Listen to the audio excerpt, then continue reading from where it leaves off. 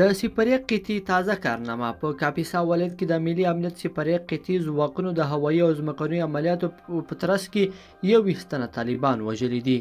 تېره شپه د ملي امنیت سپرې قطي ځانګړو ځواکونو د کاپیسا ولایت په نجراب ولسوالۍ کې د طالبانو د ځپلو په موخه عملیات ترسره کړل چې په پایله کې د 21 تنو په تعداد ترهګر ووژل شول او د دوی د جنگي قومندان حفیظ الله په ګډون 14 تنه نور ټپیان شول.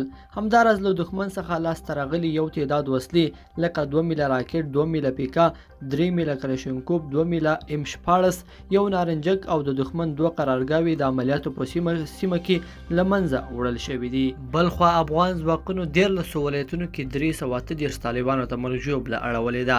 افغان ځواکونو د تیرو 4 ساعتونو په موده کې د هیواد په بیلابیلو سیمو کې پر طالبانو عملیات ترسره کړي چې په پایله کې 338 طالبانو ته مرګ ژوبله اړولې ده. ملي دفاع وزیر څخه په خپره شوې خبرپاڼه کې راغلي چې افغان ځواکونو لغمان، ننګرهار، نورستان، کونړ، پکتیا، غزني، هرات، بلخ او هلمند ولایتونو کې پر طالبانو عملیات ترسره کړي چې د پاکستاني ترهګرو په شمول 240 طالبان وژلي او 114 نور ټپیان کړي دي.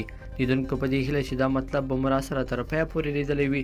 که مو دغه ویډیو خوښه شوه ویډیو لایک کړئ د سره او چینل ضرور سبسکرایب کړئ. تر بلې ویډیو پورې ښه وخت.